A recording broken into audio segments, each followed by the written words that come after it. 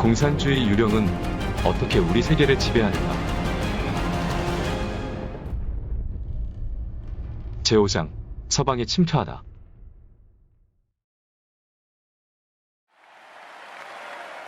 (2016년) 미국 대선은 우리가 최근 수십 년간 지켜본 선거 가운데 가장 극적인 선거였다. 비록 투표율은 58%로 그리 높지 않았지만 선거 과정에 우여곡절도 많았고 평범하지도 않았다. 공화당 후보가 이김으로써 떠들썩했던 선거전이 막을 내렸으나 이어서 또 다른 전쟁이 시작됐다. 언론이 새로운 대통령을 공격하기 시작했고 많은 도시에서 선거 결과에 항의하는 시위가 이어졌다. 시위 참가자들은 나의 대통령이 아니다는 등의 구호를 외치는가 하면 새로 선출된 대통령을 인종차별주의자, 성차별주의자, 배타주의자, 나치당원이라며 재검표를 요구하고 심지어 탄핵 절차를 밟겠다고 위협하기까지 했다. 시위자들은 시위가 자발적이었다고 거듭 주장했지만 탐사 기자는 누군가가 배후에서 시위를 기획한 결정적인 증거를 밝혀냈다.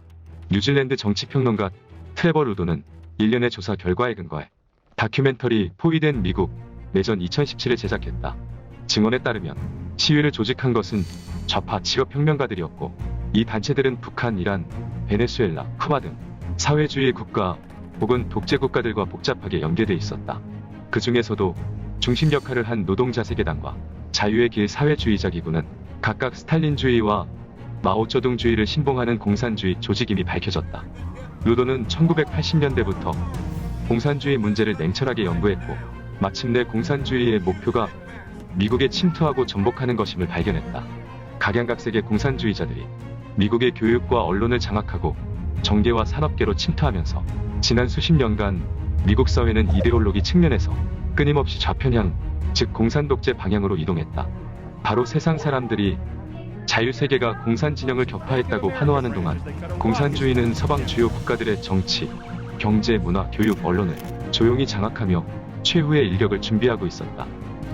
미국은 자유세계의 등대로서 세계 경찰이라는 천부적 사명을 짊어지고 있다.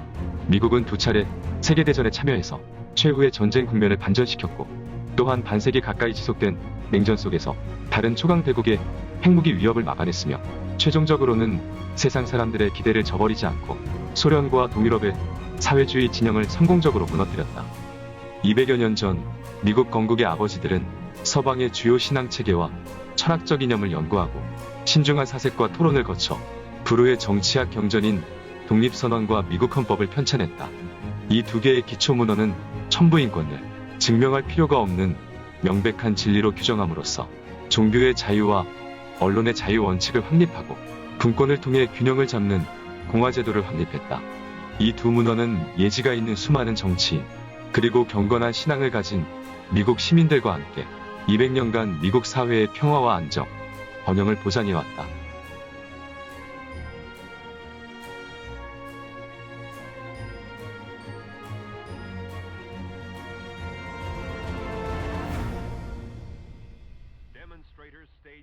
서방구를 장악하지 못한 공산주의 악령은 안심할 수가 없어 동서양을 동시에 아우르는 포석을 깔았다. 사령은 인간 세상의 대표를 조종해 먼저 대동사회라는 아름다운 비전을 그려놓고 다양한 인간 대리인을 선택한 후 각종 방식으로 궤변과 삿된 설을 퍼뜨리며 극히 교활하게 인류를 회멸하는 계획을 실행하였다. 공산주의 악령은 소련과 중국에서는 정권을 탈취해 사륙하는 방식으로 전통 문화를 파괴하고 도덕을 타락시켜 최후에는 인류를 회멸하려 한다. 한편 서방에서는 변화무쌍한 사기 수법으로 침투해 종교와 문화를 변이시키고 정치, 경제, 사회 조직을 통제함으로써 궁극적으로 인간을 타락시켜 회멸하는 목적을 달성하려 한다. 서방 국가에서는 공산당이 한동안 정권을 장악하지 못했기 때문에 공산주의 악령의 대리인들은 부득이 각양각색의 탈을 쓰고 각종 조직과 기구에 침투해 들어갔다. 공산주의를 추진하는 과정에서 적어도 네 갈래 방식으로 작용을 발휘했다. 첫째, 소련은 전복과 침투 방식을 사용했다. 소련 초기에 코민테른을 설립해 전 세계로 혁명을 수출하는 도구로 사용했다. 둘째, 각국 공산당은 소련 공산당과 코민테른의 명령에 따라 전복 활동을 적극적으로 준비하고 계획했다. 셋째, 서방의 많은 정부가 경제와 사회가 불안정한 시기에 급하면 지푸라기라도 잡는 심정으로 각종 변형사회주의 정책을 채택함으로써 서방 사회에서는 과거 수십 년간 끊임없이 좌편향 추세가 나타났다. 넷째, 각 나라에는 모두 공산당 동조자와 동정론자, 그리고 공산당에 이용당하는 대량의 유용한 바보들이 있는데 이들은 공산주의 악령이 자유자재로 사용하는 도구로 전락했다. 그들이 공산당과 함께 서방 국가 내부에 재오열이 돼 전통 문화를 파괴하고 사회도덕을 타락시키고 공산 정권을 지원해 합법적인 정부를 전복하는 역할을 했다. 1. 폭력 공산주의와 비폭력 공산주의. 수많은 사람이 생각하는 공산당은 모두 폭력과 갈라놓을 수 없는데 거기에는 이유가 있다. 사실상 공산당 선언에서 마르크스와 엥겔스가 부르짖은 것은 폭력이었다. 공산주의자들은 자신의 관점과 의도를 숨길 가치가 없다고 생각한다. 공산주의자들은 자신의 목적이 현존하는 모든 사회 질서를 폭력적으로 타도함으로써 이루어질 수 있다고 공공연히 선언한다. 공산당 선언이 발표된 후에 100여 년 동안 특히 러시아와 중국의 공산혁명이 모두 폭력을 주요 수단으로 삼았기 때문에 객관적으로 볼 때 세상 사람들은 공산주의의 또 다른 표현 형식인 비폭력 공산주의를 간과했다. 폭력혁명파의 마르크스주의는 레닌을 대표로 한다. 레닌은 두 방면에서 마르크스주의를 발전시켰다. 마르크스의 구상대로라면 공산주의 혁명은 경제가 발달한 자본주의 국가에서 먼저 폭발해야 하나 레닌은 낙후한 러시아에서도 똑같이 사회주의를 건설할 수 있다고 생각했다. 레닌의 또 다른 공헌은 그의 창당학설이다. 레닌의 창당학설의 본질은 폭력 조직과 테러 조직을 마르크스의 정치경제학에 접목해 폭력과 기만에 의거한 공산주의 사기극을 실현하는 길을 설계해낸 것이다.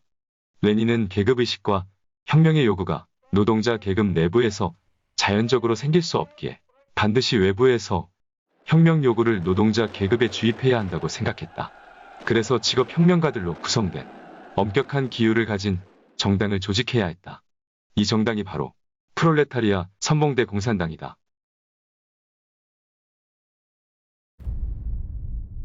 마르크스가 죽고 나서 그 이름에 영국에서는 점진적인 방식으로 사회주의를 실현하는 단체 페이비언협회가 탄생했다.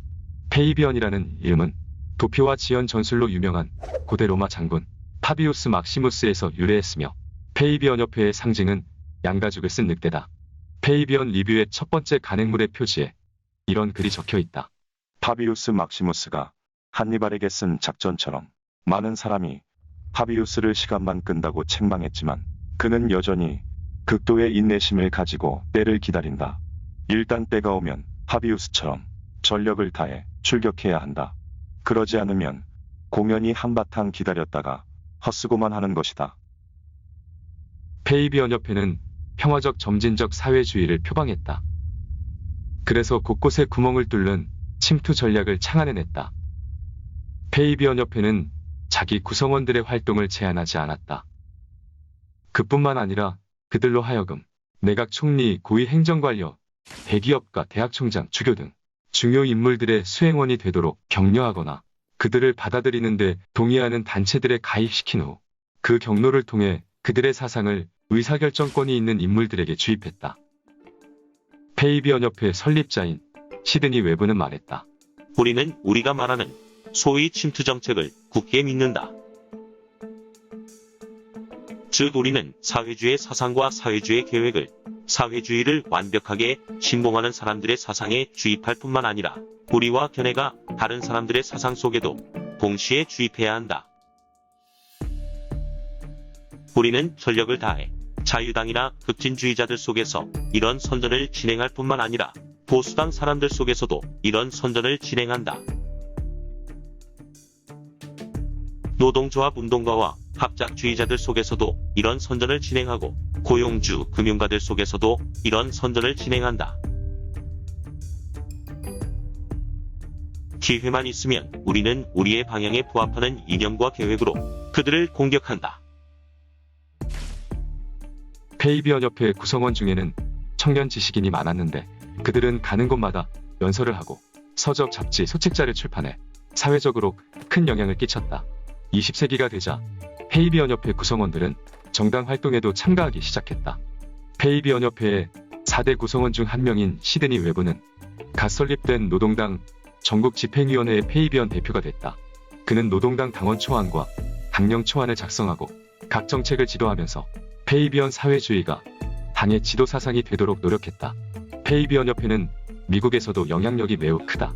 페이비언주의 단체뿐만 아니라 페이비언 사상은 유명 대학교의 문과대학에도 큰 영향을 미쳤다.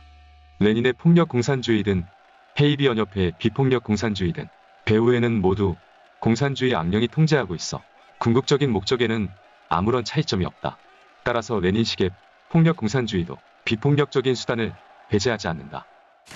공산주의 운동의 좌파유치병이란 책에서 레닌은 서구 공산당이 반동적인 노조와 협력을 거부하거나 부르주아 국가의 의회에 가입하지 않는 데 대해 신랄하게 비판했다. 레닌은 또 말했다. 정치가의 예술은 바로 어떤 조건 하에서 어느 시기에 프롤레타리아 선봉대가 성공적으로 정권을 획득할 수 있을지를 정확히 판단하고 정권 획득 과정과 정권 획득 이후에 노동자 계급과 비프롤레타리아 노동자 등 매우 광범위한 대중계층의 지지를 얻으며 또한 정권을 획득한 후 교육과 훈련을 통해 갈수록 많은 노동자 대중의 지지를 쟁취해 자신들의 통치를 공고히 하고 확대하는 데 있다. 그는 공산당은 반드시 자신의 진실한 의도를 숨겨야 하며 정권을 탈취하기 위해서는 어떠한 약속이나 타협도 할 수 있다고 거듭 강조했다. 바꾸어 말하면 목적을 달성하기 위해서는 수단과 방법을 가리지 않아도 된다는 것이다. 러시아 볼셰비키당과 중국 공산당의 정권 탈취 과정에서 그들은 확실히 폭력과 기만, 이 두 가지 수단을 여지없이 발휘했다. 사람들의 주목을 크게 받지 않는 비폭력 공산주의 유파도 사실은 폭력을 배척하지 않는다는 점을 사람들이 간과했다. 영국의 페이비언 협회의 대표 인물 중 한 사람인 극작가 버나드 쇼는 말했다. 나는 이미 명백하게 천명했다. 소득의 평균 없이는 사회주의도 없다. 사회주의 제도 하에서 빈곤은 금지된 것이다. 당신이 원하든 원치 않든 당신은 강제로 배불리 먹고 따뜻하게 입고 거주하고 교육을 받고 일자리를 배치받을 것이다. 만약 당신의 품행과 근면함이 이런 대우에 미치지 못한다고 판명되면 당신은 부드럽게 죽임을 당할 것이다. 위장에 능한 페이비언 협회는 말주변이 좋은 버나드 쇼를 선택해 비폭력 사회주의의 음흉한 목적을 온정이 넘치는 것처럼 포장하고 최후에 가서야 비로소 흉악한 몰골을 드러냈다. 서방 국가에서 공산주의 운동이 고조되던 시기, 공산당 분자와 그들의 각종 로비 조직, 그리고 선동에 현혹된 청년들이 교내가 다른 언론을 압박하기 위해 사람마다 무서워하는 공포 분위기를 조성하고 때리고 부수고 강탈하고 불지르고 암살하고 폭파하는 등의 폭력 수단을 서슴없이 사용했다. 이 코민텔은 첩보전, 루머전. 공산주의는 국가가 계급을 압박하는 도구이며 계급사회의 산물이라고 주장한다. 공산주의 사회는 계급을 없앴기에 당연히 더는 국가가 필요 없다고 한다. 따라서 마르크스와 엥겔스는 공산당 선언 마지막 부분에서 노동자 계급은 조국이 없다면서 만국의 프롤레타리아여 단결하라고 호소했다. 레닌이 이끄는 볼셰비키당은 러시아에서 세계 최초의 사회주의 국가를 건립한 후 코민테른을 신속하게 창립했다. 이들의 사명은 바로 혁명을 수출하는 것이었고 전 세계적으로 사회주의 혁명을 일으켜 각 나라의 합법적 정권을 무너뜨리고 전 세계의 프롤레타리아 독재 정권을 건립하는 것이었다. 1921년에 설립된 중국 공산당은 코민테른 극동지부 소속이었다. 사실 중국 공산당뿐만 아니라 세계 대다수 국가의 공산당은 모두 코민테른의 명령을 따르고 지원과 교육을 받았다. 소련 공산당도 그들의 방대한 제국을 배경으로 세계 각국에서 급진주의자들을 모집해 직업혁명가로 양성하고 각국에서 전복 활동을 진행하게 했다. 1919년에 설립된 미국 공산당도 코민테른과 소련 공산당의 명령에 따르는 공산당 조직이다. 미국 공산당은 100년 가까운 역사가 있음에도 많은 당원을 보유한 큰 정당이 되지 못했다. 하지만 미국에서 여전히 상당한 영향력을 발휘한다. 그들은 유연하고 변화무쌍한 수법으로 미국 사회의 급진단체, 급진주의자들과 결탁해 노동운동, 학생운동, 교회, 심지어 미국 정부에까지 침투했다. 미국 반공운동의 선구자 프레드 슈워츠 박사는 1961년에 다음과 같이 주장했다. 공산당원 수로 따져 그들의 영향력을 판단하는 것은 마치 구멍난 면적과 온전한 면적을 비교해 선체의 안전 여부를 확정하는 것과 같다. 구멍 하나면 선박 전체를 침몰시키기에 충분하다. 공산주의 이론은 바로 기울이 확립된 소수 사람이 나머지 사람을 통제하고 지휘하는 이론이다. 핵심적 위치에 있는 한 사람이 수천 명을 통제하고 조종할 수 있다. 제2차 세계대전 중에 미국 정부 내에 많은 소련 간첩이 있었다는 사실은 공공연한 비밀이다. 1954년 상원의원 조셉 메카시의 반공 노력이 묵살되고 좌파의 언론, 정계, 학계가 협력해 은폐함으로써 관련 증거는 줄곧 대중의 시야에 들어오지 않았다. 1990년대 중반 미국 정부는 2차 대전 종전 직전인 1940년대 미국 정보당국이 해독한 극비 코드 베노너 문서를 공개했다. 극비 코드에 따르면 미국 정부 내에서 소련을 위해 일한 공작원이 300여 명이나 있었던 것으로 드러났으며 그들 밑에 얼마나 많은 사람이 더 있었는지는 아직 알 수 없다. 일부 간첩은 루즈벨트 정부에서 고위직에 올라 민감한 극비 정보를 접할 수 있었고 일부는 직권을 이용해 미국의 정책 방향에 영향을 미칠 수 있었다. 그들 중에는 원자폭탄 기술과 기타 군사기술 기밀을 소련에 넘겼다가 정기의자 처형을 당한 로젠버그 부부, 재무부 차관보 해리 덱스터 화이트, 국무부 관료 엘저 히스 등이 있다. 베노나 프로젝트는 빙산의 일각만을 밝힌 것으로 도대체 얼마나 많은 미국 정부의 기밀 문서가 소련으로 유출됐는지는 아직도 알 수가 없다. 그러나 무엇보다 중요한 것은 일부 소련 간첩이 고위직에 포진해 미국 정부의 중요한 결정에 중대한 영향력을 행사했다는 점이다. 제2차 세계대전 종전 직전에 열린 얄타회담에서 루즈벨트 대통령의 고문 엘저 히스는 전후 영토 처리 문제, 포로 교환 문제, 유엔 원장 제정 문제 등 중대 사안 결정 과정에서 결정적인 역할을 했다. 해리 덱스터 화이트는 재무부 장관이 가장 신뢰한 조력자 중 한 명으로 중요 정책 결정에 많이 참여했고 브레트 우즈 체제의 주요 설계자 중 한 사람이자 국제통화기금과 세계은행의 창설자 가운데 한 사람이기도 하다.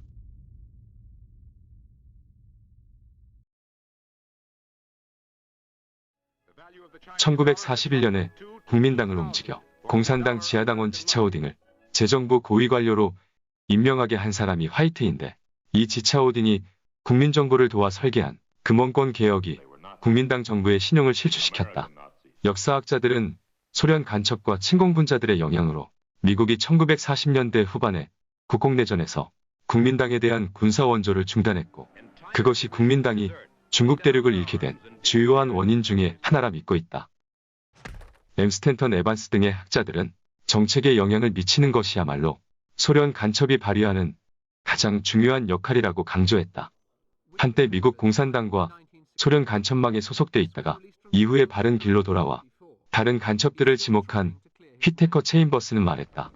적대국의 대리인이 차지하는 위치는 문서를 훔칠 수 있을 뿐만 아니라 자국의 외교 정책에 영향력을 행사해 자국의 제1주적에 유리하게 할 수도 있다. 이는 일부 특별한 순간은 말할 것도 없고 수없이 많은 일상적인 의사 결정에도 반영된다. 1970년에 자유를 찾아 미국의 망명한 전직 소련 KGB 요원 유리 베즈메노프는 그의 저서와 연설을 통해 비밀리에 서방을 정복하는 소련의 수법을 폭로했다. 베즈메노프는 제임스 본드의 007 같은 첩보 영화의 영향을 받은 많은 서양인이 소련의 정복 수법 역시 간첩을 통해 정보를 빼내고 교량을 폭파하는 등일 것으로 생각하는데 사실은 전혀 다르다고 했다. 베즈메노프는 KGB는 전체 인력과 물자 중 10에서 15%만 전통적인 첩보전에 투입하고 대량의 인력과 물자는 이데올로기 침투와 전복 활동에 사용한다면서 전복 전략의 과정, 영역, 수단 등을 상세하게 설명했다. 통상적으로 전복은 4개 단계로 나뉘는데 첫 번째 단계는 적대국의 문화적 퇴폐와 사기 저하를 조성한다. 두 번째 단계는 국가와 사회 불안을 조성한다. 세 번째 단계는 위기를 조성하는데 위기는 3가지 국면을 초래할 수 있다. 즉 내전, 혁명 또는 외적의 침입이다. 이 위기 때 공산당은 4번째 단계를 시작하는데 바로 이 기회를 틈타 정권을 탈취하고 나아가 국면을 안정시켜 일당 독재국가를 만든다. 베즈메노프의 견해에 따르면 공산당의 침투 목표는 주로 3대 영역이다. 사상 영역, 권력기구 영역, 사회생활 영역이 바로 그것이다. 사상 영역은 종교, 교육, 언론, 문화 등을 포함한다. 권력기구 영역은 정부, 법원, 경찰, 군대, 외교기구 등을 포함한다. 사회생활 영역은 가정, 의료, 건강, 종족, 노사관계 등을 포함한다. 베즈메노프는 평등의 관념을 예를 들어 공산당이 어떻게 문화 침투를 통해 한 걸음 한 걸음씩 사회 불안을 조성하고 혁명의 적기를 만들어내는지를 설명했다. 첩보원들은 각종 방식으로 절대 평균주의를 선전하며 사람들이 자신의 정치 경제 상황에 불만을 품게 한다. 불만이 커지면 생산성에 영향을 미치고 노사관계에 영향을 미쳐 연쇄 파업과 경기 침체 등을 초래한다. 따라서 사회가 불안해지고 점점 많은 사람이 급진적으로 변해 권력 투쟁을 벌이게 된다. 전면적인 위기가 폭발하면서 혁명 또는 외국 침략의 기회가 무르익게 된다. 1978년 서방으로 망명한 전 루마니아 해외 정보국 최고 책임자인 이온 미하이 파체파는 구소련과 동유럽 공산당 국가들의 대규모 심리전, 루머전 책략을 전면적으로 폭로했다. 파체파는 루머전의 목적은 대중이 문제를 들여다보는 기본적인 틀을 바꾸는 것이라고 강조했다. 그에 따르면 심리적으로 개조되면 진실을 직면해도 이해할 수 없고 받아들일 수 없어 유용한 바보가 돼버린다. 베즈메노프는 이데올로기를 전복하는 첫 번째 단계를 일반적으로 한 세대가 교육을 받는 기간인 15년에서 20년이라고 했으며 두 번째 단계는 2년에서 5년, 세 번째 단계는 3개월에서 6개월만 있으면 된다고 했다. 1984년 그는 연설에서 첫 단계는 이미 완성됐고 그 효과가 소련 당국의 상상을 훨씬 뛰어넘을 정도로 좋았다고 했다. 구소련의 수많은 간첩 및 정보 요원의 자술과 냉전 후에 해독한 기밀문서에 따르면 구소련의 침투는 1960년 서방의 반문화운동 배후의 중요한 추진력이었다. 미국 상원의원 조셉 메카시는 1950년부터 미국 정부와 사회에 대한 공산당의 침투를 폭로하기 시작했으나 1954년 상원에서 규탄 결의를 채택하는 데 그쳤을 뿐 미국 정부 내에서 공산주의를 청산하려던 노력은 중도에서 폐기됐다. 이는 미국이 더 빨리 내리막길을 걷게 된 관건적인 원인이다. 공산주의 이데올로기 침투와 메카시즘 등 일련의 문제는 소련이 해체되고 냉전이 종식된 이후에도 현실적 의의를 결코 잃지 않았다. 메카시는 수년간 좌파 정치인들과 언론에 의해 악마화됐으며 메카시즘은 정치적 박해의 대명사가 됐다. 이는 좌파가 이미 이데올로기의 주도권을 확실하게 장악했음을 보여주는 대목이다. 미국의 한 보수파 정치평론가는 메카시 등 반공산주의 영웅들이 미국에서 억압당하고 부정적으로 묘사된 역사를 돌이켜본 후 말했다. 좌파의 반미는 그들의 전체 세계관의 유기적인 구성 요소다.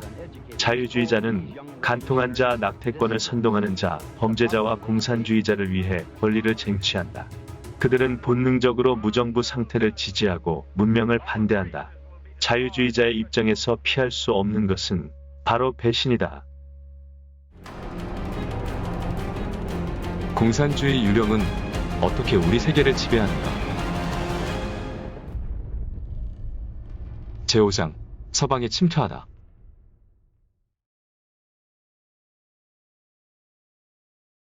3. 루스벨트 뉴딜 정책에서의 진보주의. 1929년 10월 24일 검은 목요일 뉴욕 증시가 무너졌다. 위기는 금융, 재정 분야에서 시작돼 경제 전반으로 퍼졌고 주요 서방 국가도 재난을 모면하지 못했으며 실업률은 25%대에 이르렀다.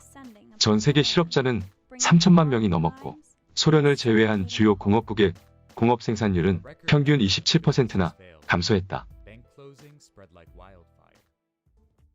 1933년 초 루스벨트는 임기 시작 후 100일 동안에 구제, 부흥, 개혁이란 주제를 둘러싸고 여러 가지 법안을 잇따라 내놓았고 정부의 경제 개입 비중을 높였다.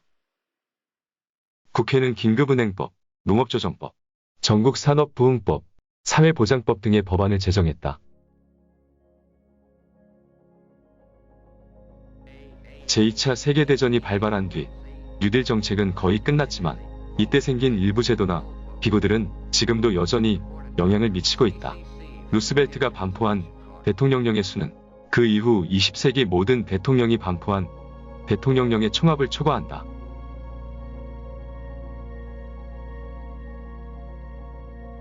그러나 30년대 말까지 미국의 실업률은 두 자릿수 이하로 떨어지지 않았다. 루스벨트의 뉴딜 정책 이후 미국 정부는 고세율 대정부 개입주의의 길을 걷기 시작했다. 보수파 사상가 디넷이 디수자는 그의 신작 거대한 거짓말 중에서 국가재건법은 루즈벨트의 중요한 정책 중의 하나이자 뉴딜 정책의 중심이다. 이 법안은 기본적으로 미국의 자유시장 제도에 경종을 울린 것이다라고 했다.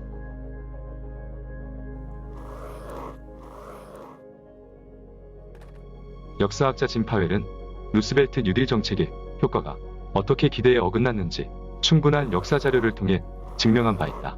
즉 뉴딜 정책은 공산주의의 영향을 받았고 사회보장법은 실업률을 높였으며 고세율은 건강한 기업 경영 방식을 파괴했고 노동법은 실업을 초래했다는 것이다.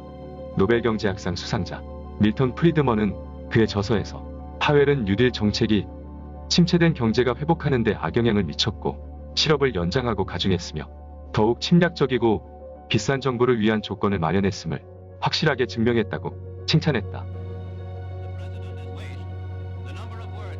1963년 케네디 대통령이 암살당한 뒤 출범한 린든 존슨 정부는 빈곤과의 전쟁과 위대한 사회정책을 폈다.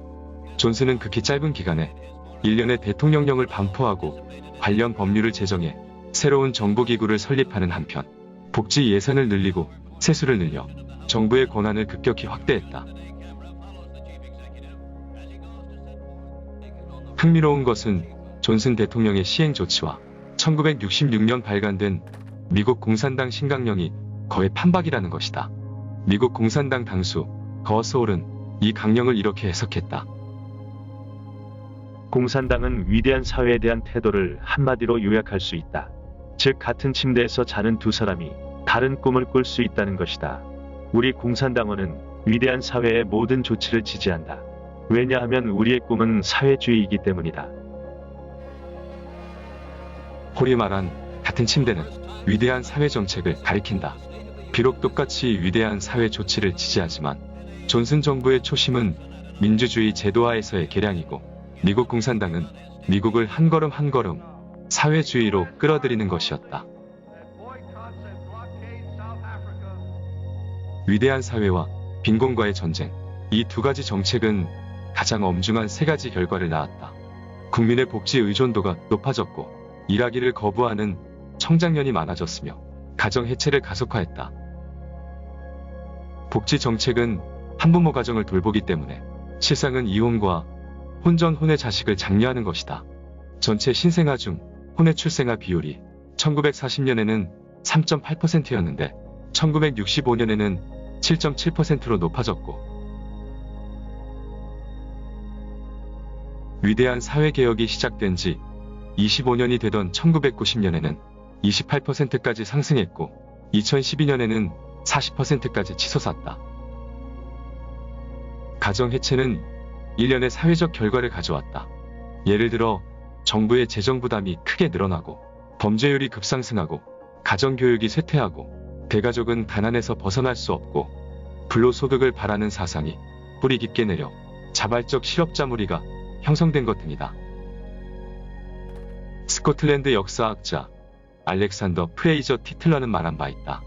민주제도는 장기간 지속되는 정치제도가 될 수 없다. 언젠가 국민들은 국고로 혜택을 주는 후보를 투표로 뽑을 수 있음을 알게 될 것이며 그때가 되면 민주주의 제도는 종식된다.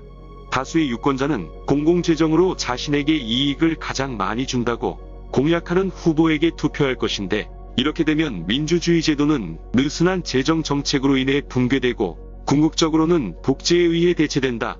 검소하다가 사치하기는 쉬워도 사치하다가 검소하기는 어렵다는 말이 있듯이 대중이 복지에 의존하는 습성이 형성된 후에 정부가 복지를 다시 줄인다는 것은 하늘에 오르기보다 더 어렵다. 복지국가는 서양국가의 정치적 고질병이 됐고 수많은 정치인과 학자를 속수무책으로 만들었다.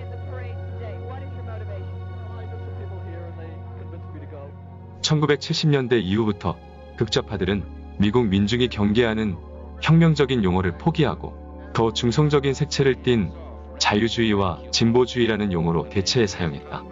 공산당 국가에서 생활했던 사람들은 후자가 생소하지 않을 것이다. 진보는 줄곧 공산당이 공산주의를 상징하는 은어로 사용했다. 예를 들어 진보운동은 공산주의 운동을 가리키고 진보 지식인은 친공분자 혹은 아예 지하당원을 가리킨다. 자유주의든 진보주의든 그것의 본질은 다르지 않다. 이는 모두 사회주의와 공산주의의 대명사일 뿐이다.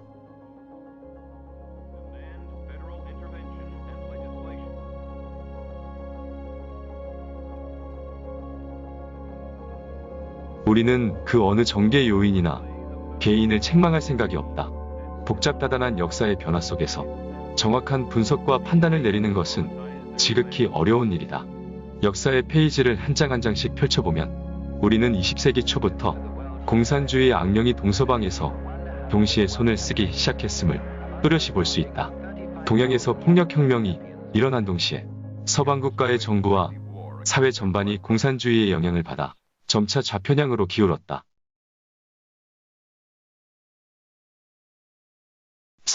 서방의 문화대혁명 1960년대는 현대사의 분수령이었다. 사상 전례 없는 반문화운동이 동방에서부터 서방에 이르기까지 전 세계를 휩쓸었다. 중국 공산당이 주도한 중국의 문화대혁명과는 달리 서방 각국의 반문화운동은 겉으로는 다중심운동 또는 구심점이 없는 운동이었다. 1960년대부터 70년대까지 10여 년간 이 대규모 운동에 참여했던 사람들은 서로 다른 동기와 요구를 가지고 있는 듯했다. 그 중에는 미국의 베트남 전쟁을 반대하는 사람, 유색인종의 권리를 쟁취하려는 사람, 국권을 반대하고 여권을 쟁취하려는 사람, 동성애자들의 권리를 쟁취하려는 사람 등이 있었다. 그 속에는 전통문화를 반대하고 권위를 반대하고 개성을 해방하고 향락주의를 추구하고 마약과 로큰롤 음악을 추구하는 자들도 뒤섞여 사람들의 눈을 현혹했다. 서방의 문화대혁명의 목적은 정통 기독교 문명과 서방의 전통문화를 무너뜨리는 것이다. 이처럼 난잡하고 무질서해 보이는 글로벌 문화 현상은 공산주의에서 비롯됐다. 마르크스, 마르쿠제, 마오쩌둥 등 이른바 3M은 반란을 일으키는 청년들이 숭배하는 우상이었다. 헤르베르트 마르쿠제는 프랑크푸르트 학파의 중요 구성원이었다. 프랑크푸르트 학파는 독일 프랑크푸르트 대학 사회연구소를 핵심으로 하는 마르크스주의 파다. 1923년 이 연구소 설립 초기에 마르크스주의 연구소라는 이름을 고려했으나 사람들의 이목을 가리기 위해 중성적인 사회연구소로 명명했다. 프랑크푸르트 학파의 창시자 중 한 명인 헝가리 마르크스주의자 루카치 죄르지는 누가 우리를 서방 문명에서 구원해낼 수 있는가라고 질문한 바 있다. 마르쿠제는 이 말을 다음과 같이 한 걸음 더 발전시켰다. 서방은 그와 접촉하는 모든 문명과 문화를 겨냥해 인종말살 범죄를 저질렀다. 미국과 서구 문명은 세계에서 가장 큰 인종차별주의, 성차별주의, 해척주의, 한유대주의, 파시즘, 나르시시즘의 집결지다. 미국 사회는 억압적이고 사악함으로 충성을 다할 가치가 없다. 이로써 프랑크푸르트 학파가 서양의 전통문화를 주적으로 삼고서 문화 파괴를 통해 이데올로기의 주도권과 정치적 리더십을 탈취하려 했음을 분명히 알 수 있다. 1935년 프랑크푸르트 학파는 미국으로 옮겨 뉴욕 컬럼비아 대학 내에 간판을 걸었다. 프랑크푸르트 학파는 미국 본토의 좌파 지식인과 함께 마르크스주의와 그 변종들을 전파해 이후 미국 청소년 몇 세대를 망가뜨렸다. 마르크스주의와 프로이트의 범성 욕설을 받아들여 성에 대한 문명의 억압을 풀어줄 것을 주장한 마르쿠제는 성해방 트렌드를 추진한 주요 인사 중 한 명이다. 마르쿠제는 자유와 해방을 얻으려면 반드시 인간 본능에 대한 자본주의 사회의 과도한 억제를 해지해야 하며 이를 위해서는 반드시 모든 전통적인 종교와 도덕 질서와 권위를 반대해 전 사회를 무절제한 향락을 누리면서 일할 필요가 없는 유토피아로 만들어야 한다고 생각했다. 마르쿠제의 대표 작품 에로스와 문명은 프랑크푸르트 학파의 방대한 저서들 속에서 중요한 위치를 차지하고 있는데 그 이유는 두 가지다. 하나는 이 책에서 마르쿠제는 마르크스 사상과 프로이트 사상을 결합해 마르크스의 정치 경제적 비판을 신마르크스주의의 문화심리 비판으로 바꾸었다는 점이다. 다른 하나는 이 책이 프랑크푸르트 학파와 청년 독자 사이에 가교가 돼 반항 철학을 직접 1960년대의 반항운동으로 전환했다는 점이다. 마르쿠제는 다음과 같이 말했다. 가히 한 차례 문화혁명이라고 할 수 있다. 왜냐하면 이 항의가 겨냥한 것은 기성사회의 도덕을 포함한 문화체계 전체이기 때문이다. 한 가지 분명한 것은 전통적인 혁명 이념과 혁명 전략은 이미 종결됐다는 점이다. 이런 관념은 너무나 진부하다. 우리는 반드시 분산하는 방식으로 이 체계를 사분오열시켜야 한다. 프랑크푸르트 학파의 어렵고 난해한 이론을 이해할 수 있는 반항적인 청년은 몇 안 됐으나 마르쿠제 사상의 취지는 간단명료했다. 즉 반전통 반권위 반도덕으로 치닫고 성마약 로큰롤에 무절제하게 빠지며 전쟁하지 말고 사랑하라는 것이다. 모든 권위와 규범에 대해 아니오라고만 말하면 고상한 혁명 사업에 참여한 셈이다. 이러한 감각적이고 자기만족적인 혁명은 얼마나 싸고 간편한가. 반드시 강조할 것은 비록 많은 반란 청년이 자발적이었지만 가장 급진적이며 운동의 최선두에 선 학생 지도자들은 국제 공산주의의 통제를 받았다는 점이다.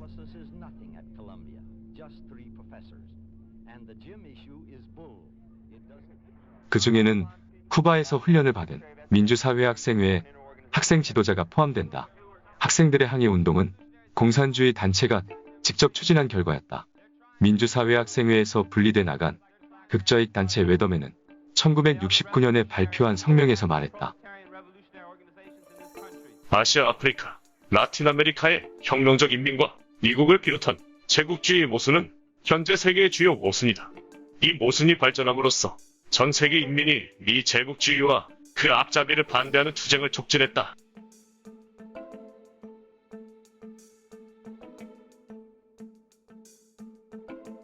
이는 그 당시 중국 공산당의 2인자 린벼우가 인민전쟁 승리 만세에서 한 말이다.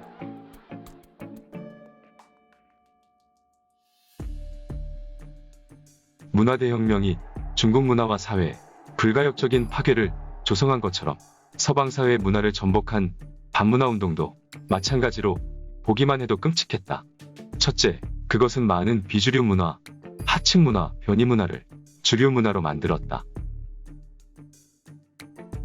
성해방, 마약, 로큰롤은 청소년의 도덕적 관념을 빠르게 잠식했고 그들에게 신을 반대하고 전통을 반대하고 사회를 반대하는 잠재적인 타락 역량을 길러줬다. 둘째, 길거리 혁명의 선례를 만들어 폭넓은 반사회, 반미 사고방식을 키워 이후의 길거리 혁명을 위한 선례를 남겼다.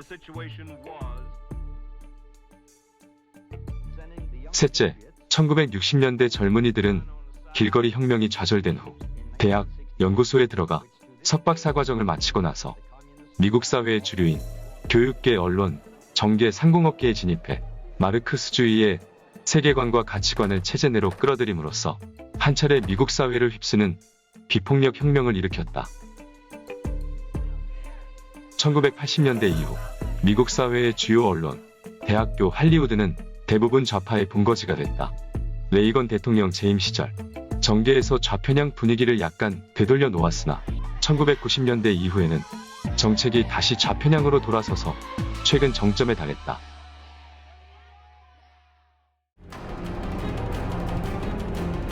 공산주의 유령은 어떻게 우리 세계를 지배하는가? 제5장, 서방에 침투하다.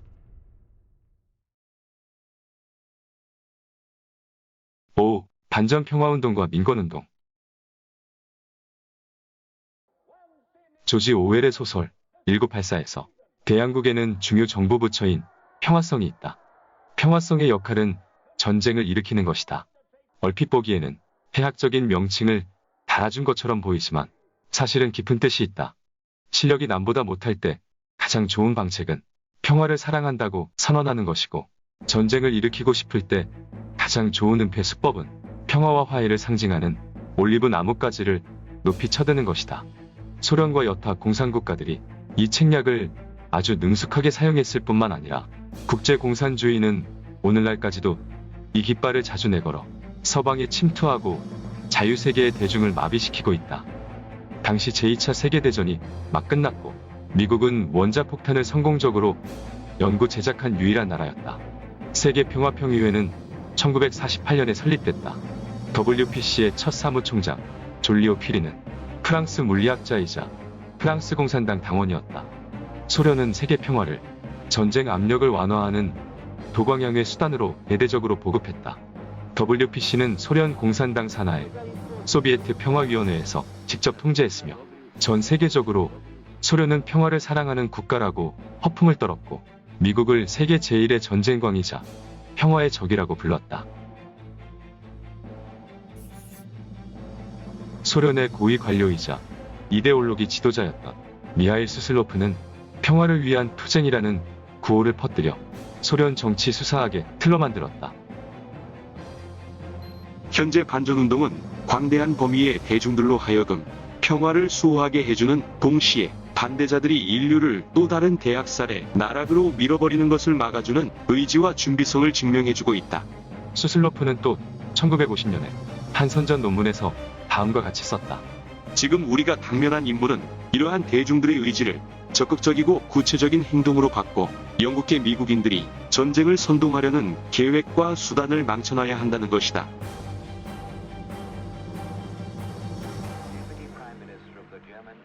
세계 평화는 공산주의가 자유세계를 겨냥한 여론전의 전초 기지가 됐다. 소련은 세계 노동조합연맹, 세계 청년연합, 국제여성연합, 국제기자연맹, 세계 민주청년연맹, 세계 과학자협회 등 대량의 조직 단체를 육성했다. 소련 체제를 반대했던 인권 변호사 블라디미르 부코브스키는 1982년에 자신의 책에서 다음과 같이 썼다. 우리 9세대 사람들은 1950년대에 있었던 길거리 행진과 반전 집회, 탄원서 제출 등의 일들을 아직도 생생히 기억하고 있다. 이 모든 조직 활동들은 모스크바에서 기획하고 실시하고 자금을 댔는데 이른바 평화기금과 소련의 지배하에 있던 세계평화평의회가 주도했다. 미국 공산당 서기 거스홀은 이에 즉각 호응하면서 말했다. 평화를 위한 투쟁을 확대할 필요가 있으며 더욱더 많은 사람을 참여시키고 그것이 모든 지역사회, 국민단체, 노동조합, 교회, 가정, 거리, 대중집회지의 주관 심사가 되게 해야 한다. 냉전 시기의 반전평화운동은 세 번의 고조가 나타났다. 첫 번째는 1950년대 초에 등장했고 두 번째는 1960년에서 70년대 베트남 전쟁 때 나타났다. 소련 정보기구 대령 출신으로 1992년에 미국으로 망명한 스타니슬라프 루네프의 증언에 따르면 베트남 전쟁에서 소련이 서방의 반전선전에 쏟아부은 돈은 북베트남에 지원한 군사경제 비용의 2배에 달했다. 그는 GRU와 KGB가 미국을 비롯한 거의 모든 국가의 반전운동과 반전단체들을 지원했다고 했다. 베트남 전쟁 반대운동에 참여했던 전 마르크스주의자 로널드 라도시는 말했다. 반전운동의 진짜 의도는 결코 전쟁을 끝내는 것이 아니라 반전 정서를 이용해 미국 내 새로운 혁명을 만들어내는 사회주의 운동이다. 세 번째는 1980년대 초에 미국이 서유럽에 중거리 핵무기를 배치할 때 나타났다. 유럽의 평화 반핵 운동은 비록 소련과 미국에 동시에 핵무기를 제한할 것을 요구했으나 소련은 결코 어떠한 국제조약도 준수한 적이 없었다. 미국 상원 사법위원회가 1955년에 진행한 연구 결과에 따르면 소련은 설립 후 38년간 전 세계 각 나라와 1000건에 달하는 양자 및 다자 조약을 체결했지만 거의 모든 조약을 위반했다. 미국과 소련 간의 냉전과 테러와의 전쟁을 거치며 공산주의 조직이나 좌파 극단주의자들은 미국의 반전 시위를 주요하게 이끌었다. 공산주의자들은 또한 미국의 시민권 운동에도 끊임없이 개입했다. 1920년대 말부터 미국 공산주의 노동자당은 흑인 혁명에 거대한 잠재력을 발견했다. 그들은 흑인이 모여 사는 남부에서 소비에트 흑인 공화국을 수립할 것을 호소했다. 1934년에 출판한 공산주의 선전책자 소비에트 미국의 흑인은 남부 흑인의 인종혁명과 프롤레타리아 혁명을 결합해야 한다고 주장했다. 미국의 1960년대 민권운동은 소련 공산당과 중국 공산당의 지지를 받았다. 흑인 민권운동 가운데 가장 폭력적인 색채를 띤 조직인 혁명행동운동과 마오쩌둥주의의 검은 표범당, 블랙팬서 등은 모두 중국 공산당의 지지를 받거나 직접적인 영향을 받았다. 1965년 여름 로스앤젤레스에서 마치 흑인 폭동이 일어나는 등 흑백 인종 갈등으로 미국은 큰 혼란을 겪기도 했다. 한때 미국 공산당에 가입하고 모스크바에 가서 훈련을 받은 흑인 레오나르도 패터슨은 미국 공산당을 탈퇴한 후 흑인들의 폭동과 소동은 소련 공산당의 강력한 지지를 받았고 본인은 미국 공산당 총서기 거스홀과 함께 모스크바에 가서 훈련을 받은 적이 있다고 증언했다. 블랙팬서는 형식에서 내용까지 모두 중국 공산당을 따랐는데 내세운 슬로건은 권력은 총구에서 나온다. 모든 권력은 인민에게 속한다였고 마오주석 어록은 필독서였다. 중국 공산당과 마찬가지로 블랙팬서는 폭력혁명을 주장했다.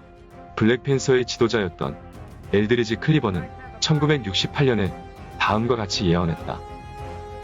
대학살이 곧 도래할 것이다. 흑인 해방의 폭력 단계가 도래하면 널리 알려질 것이다. 총성과 선열 속에서 미국은 붉게 물들게 될 것이다. 시체는 거리에 더미로 쌓일 것이다. 수많은 흑인 집회에서 참가자들은 홍보서를 흔들었다. 회의 현장의 붉은 바다는 중국에서 비슷한 시기에 목격된 광경과 놀랄 정도로 흡사했다. 민권운동의 아주 많은 요구 사항이 주류 사회에 받아들여졌으나 급진적인 흑인 혁명 조직은 사라지지 않았고 최근에 흑인의 목숨도 소중하다는 운동 중에서 다시 출현했다.